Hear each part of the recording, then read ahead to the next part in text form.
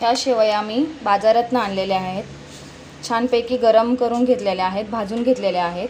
आता आपण ह्या गरम दुधामध्ये ह्या शेवया घालणार आहोत.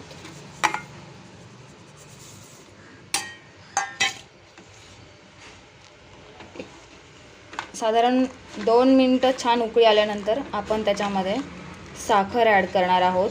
तुम्ही तुमचं दूध जसं असेल त्याप्रमाणे त्याच्यामध्ये साखर ॲड करू शकता, तुम्हाला किती गोड लागतं त्याप्रमाणे. आता मी ही साखर त्याच्यामध्ये ॲड करते. मला थोडी जास्त गोड लागते त्यामुळे मी अंदाजे साखर ॲड केली आहे.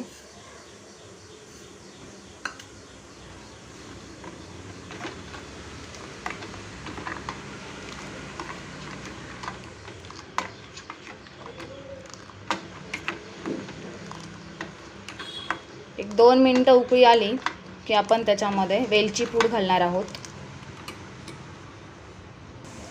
तुम्ही पाहू शकता खीरला चांगली उकळी आलेली आहे.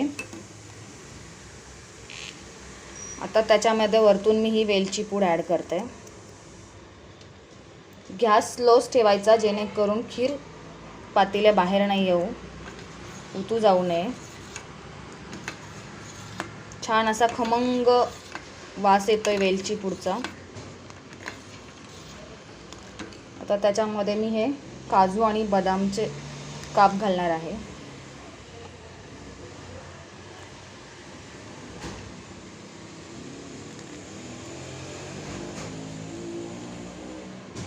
खीर म्हटलं की काजू बदाम शिवाय त्याला चवच येत नाही. खूप छान लागतात ड्रायफ्रूट्स. थोडंसं केसर 2-4 पाकळ्या. आणि आता साधारण एक 2-3 मिनिटं छान शिजवून घ्यायची. फार वेळ लागत नाही खीर व्हायला.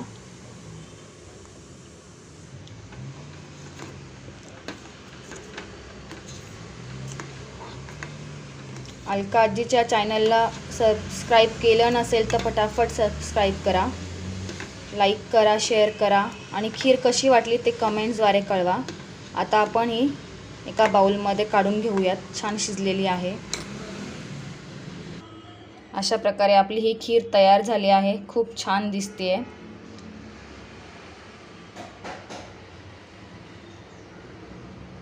तुम्हाला एक खीरीची रेसिपी कशी वाटली ते मला कमेंट्सद्वारे कळवा. थँक्यू. Bye bye.